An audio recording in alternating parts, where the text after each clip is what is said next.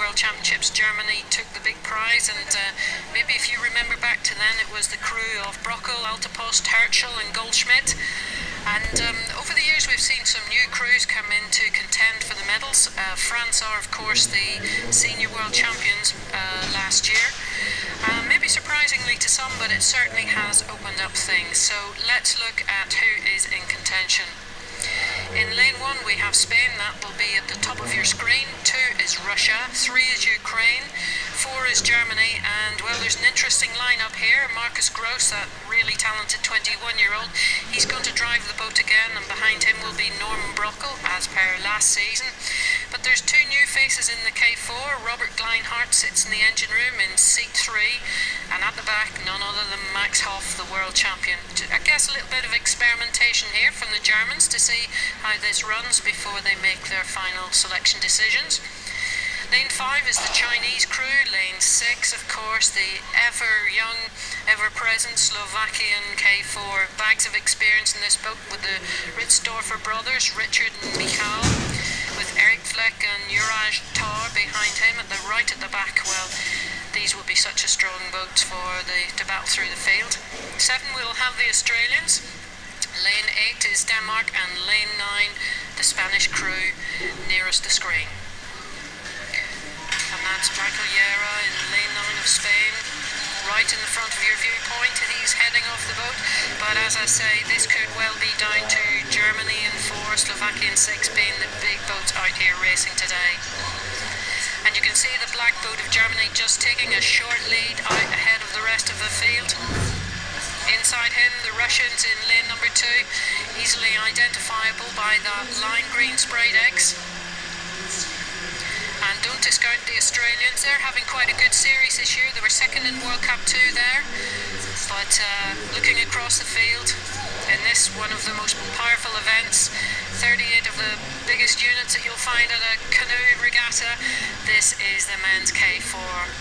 And lots of fans here to appreciate it, enjoy it as the sun comes out at Duisburg, and it is indeed the blonde-haired Marcus Gross, 2-time junior world medal gold champion, or 2 times junior world champion back in 2007.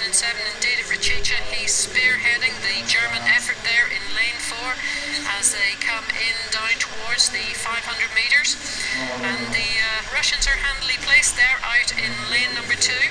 Slovakia in lane 6 aren't too far away either. They're going to make sure they're in the dust down at the end of the race. In Australia, consisting of Tate Smith, Matthew Urquhart, Murray Stewart there, and Jacob Clear, they're come there as well, and they've moved right up to be closing down on the Germans. So the Germans spearheading the race, flanked by Russia out there in 2 and Australia in 7. These are the key protagonists as we move down towards the 750 mark. But Slovakia, with that very experienced crew of Ritzdorfer, Czech and Tar, also there, but we're watching the Russians. Timing also important in these big boats, the K4, to move those boats with maximum efficiency, and it's the guy right in the front of the boat on the left-hand side that sets the pattern and the rhythm. And they move down towards the 200. And from the screen on the far side, it looks to be with the Russians, taking the Germans through.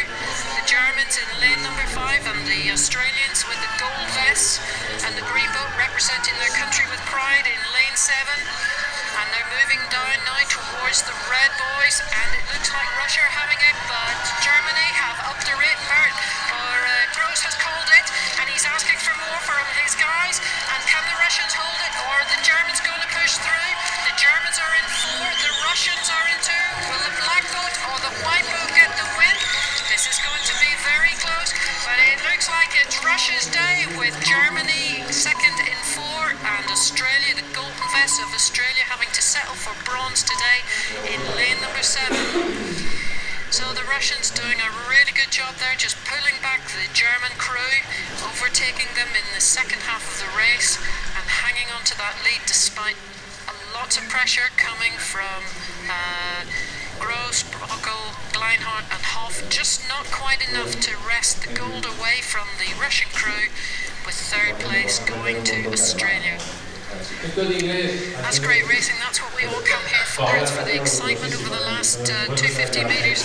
You can see how the strategy's changed. The Germans called enough, but the Russians look just that bit stronger coming into the final section. And the prize was theirs.